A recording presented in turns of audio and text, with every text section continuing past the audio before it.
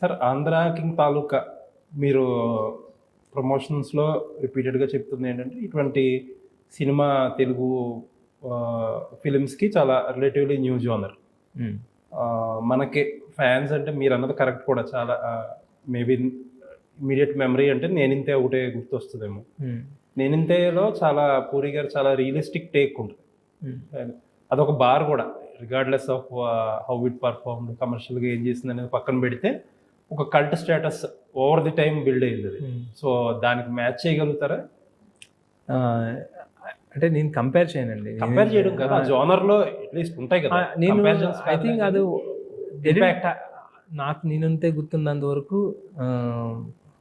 I had interaction about Neninthe with Puri sir itself. నేను అప్పటికి industry రాకపోయినా కూడా I had an opportunity to talk to him about Neninthe, నీలాంటి వాడి గురించి అని చెప్పారు కూడా అప్పుడు. సో అదొక ఇన్సిడెంట్. ఇందాక చిన్న చిన్న ఇన్సిడెంట్లు చెప్పారు నీలాంటి వాడి గురించి, అంత పెద్ద మాట అదే సార్ ఆయన. అంటే నేను అప్పుడు షార్ట్ ఫిల్మ్స్ అవి చేసేవాడిని, వైజాగ్లో ఉండేవాడిని. ఆయన ఎప్పుడు వైజాగ్ వచ్చారు ఏదో పని మీద. Through somebody I met him. Sir I want very much interested in films అది ఇది అని చెప్పి ప్రొఫైల్ అంతా చూపించాను. సో నీకు పిచ్ ఉంది చూసావా, this is what it is about. So అప్పుడు I think he interacted with my father also. తెలిసి ఇంత యూ ఎంకరేజ్ హిమ్. ఏమవుతుంది మహా అయితే, ఆయన గొప్ప లైన్ చెప్పారు, మహా అయితే ఏమవుతుంది, ఫెయిల్ అవుతాడు, అంతకని ఏమవుతుంది కదా అన్నారు. అది ఎంత సాలిడ్ లైనో చూడండి. సో అదొక కాన్ఫిడెన్స్ బిల్డ్ చేసింది.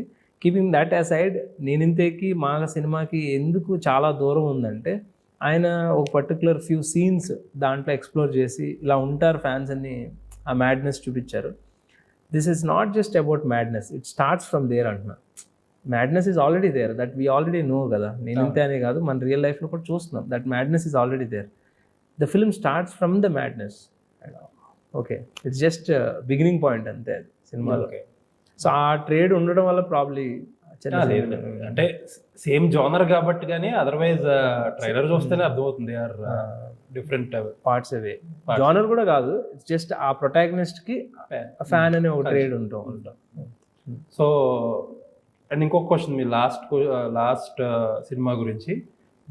It is a generic question. ఇప్పుడు మీ సినిమా రిజల్ట్ ఏం చేసింది, ఎలా వచ్చింది అన్నీ పక్కన పెట్టేస్తే, కొంతమంది హీరోలతో ఒక యంగ్ డైరెక్టర్ కానీ రిలేటివ్ న్యూ డైరెక్టర్స్ కానీ పనిచేసినప్పుడు, ఇప్పుడు సియేష్ కానీ లేకపోతే నవీన్ కానీ వీళ్ళ డైరెక్టర్స్ క్రెడిట్ ఎంతవరకు కనపడకుండా హీరోలే చేశారు, చేయించుకున్నారు అనేది కూడా ఇదే చేశారు అనేది మాట వచ్చేస్తుంది. అది చాలా ఇబ్బంది కదా. క్రెడిట్ అంటే వెరీ డైరెక్ట్లీ ఏంటంటే అండి, యాజ్ సింపుల్ యాజ్ దట్ అండి. నేను ఒక చిన్న ఎగ్జాంపుల్ ఇస్తాను. ఇప్పుడు మదర్ 9 నెలలు మోస్తుంది, తండ్రి ఏమంటాడు, నా కొడుకు అంటాడు. సో అది కష్టమైన విషయం. తల్లికి మోసింది ఆమె, కన్నదామా, నొప్పులు పొందింది ఆమె.